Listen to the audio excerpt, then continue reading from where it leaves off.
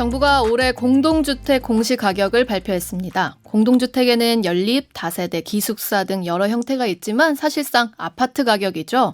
이 공시가격은 지난해보다 18.61% 떨어져서 하락폭이 역대 최대로 나타났는데요. 이 공시가격이 떨어진 만큼 보유세 등 부담도 많이 줄게 될지, 얼마나 줄어들지 국토교통부 담당하는 이준규 기자와 함께 살펴보겠습니다. 이 기자 안녕하세요. 네, 안녕하세요. 네, 우선 오늘 정부가 발표한 내용부터 간략히 정리해 주시죠. 네, 오늘 추경호 부총리 비롯해서 관계부처 장관들이 부동산 관계장관 회의라는 걸 열었는데요. 네. 주무부처인 국토교통부가 원희룡 장관이 직접 나서서 합동 브리핑을 진행을 했습니다. 근데 한국부동산원이 지난해 말 기준으로 해서 이제 시세를 우선 산정을 하고 네. 전체 시세에다가 현실화율, 그러니까 이게 세금을 매긴다거나 할 때 시세 가격을 그대로 정하기 대입하지 못하니까 그걸 현실화율이라는 걸 곱하게 돼 있는데 그거를 네. 곱해서 산정해낸 가격이 오늘 발표된 가격이다. 공시가격. 네. 올해 공동주택 공시가격 말씀하신 대로 작년보다 이제 18.61%나 낮아졌는데 언뜻 들어도 많아 보이거든요. 네, 굉장히 큰 폭이죠. 5분의 1 가까이 줄어든 네. 거니까요.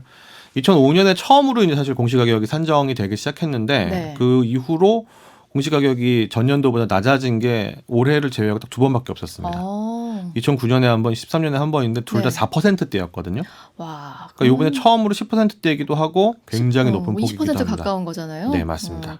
이게 아무래도 시장이 얼어붙으면서 가격이 하락한 게 가장 큰 원인이라고 봐야겠죠? 네.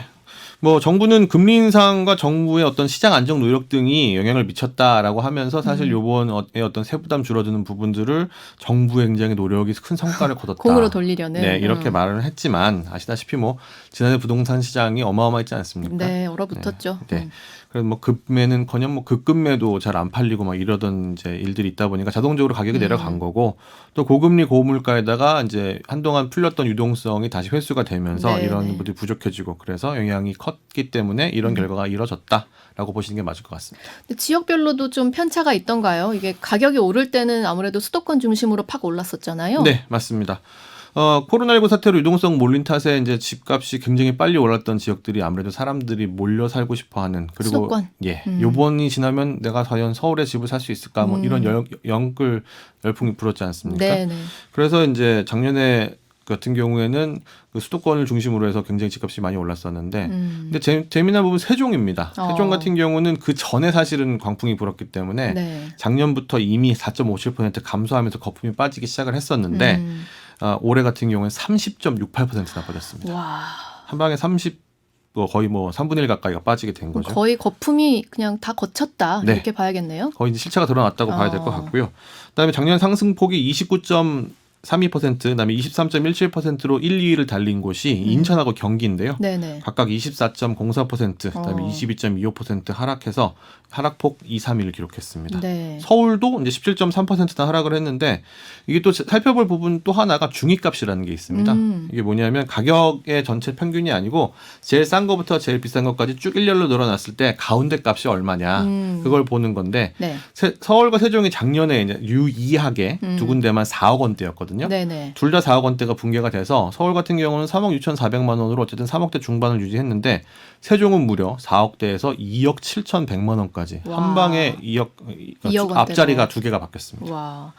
그래서 아무래도 이제 시청자분들의 큰 관심사는 그래서 세금이 얼마나 줄어드냐, 이 공시가격이 떨어짐으로써 세부담은 얼마나 좀 낮아지나요?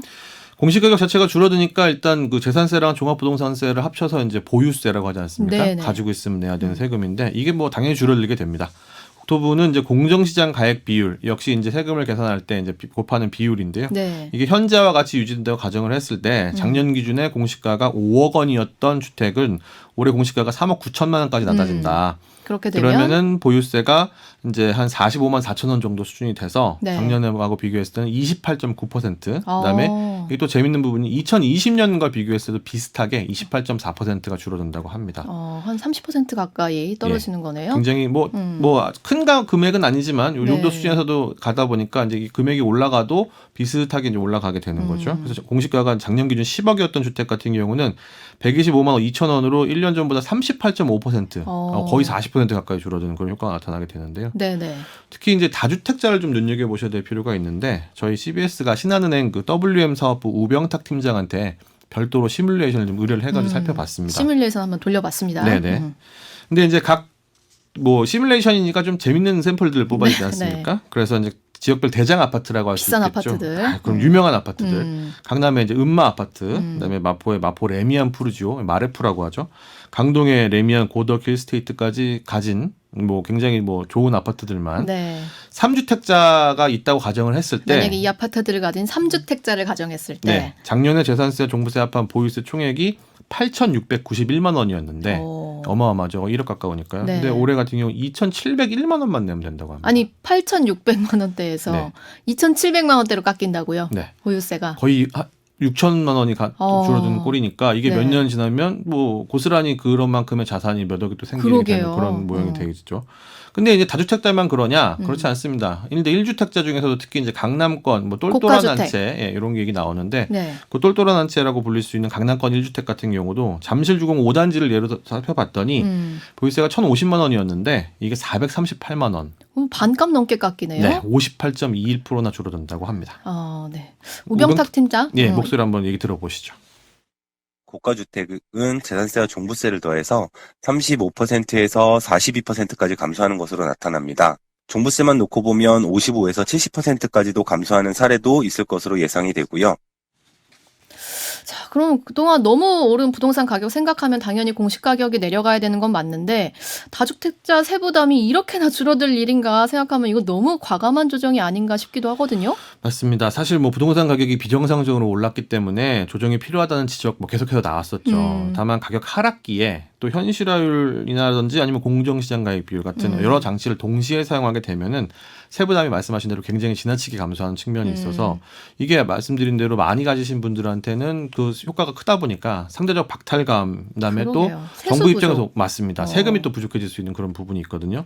이런 부분들 뭐 중요하게 빠르게 해야 되는 건 맞지만 경착륙보다는 좀 연착륙에 좀 무게를 두고 정부가 노력을 계속하면서 모니터링 해야 되지 않나 이렇게 보여집니다. 네, 여기까지 이준규 기자였습니다. 정다운의 뉴스톡은 여러분과 함께 만들어갑니다. 구독과 알림 설정하시면 오후 5시 30분 퇴근길에 라이브로 보실 수 있습니다.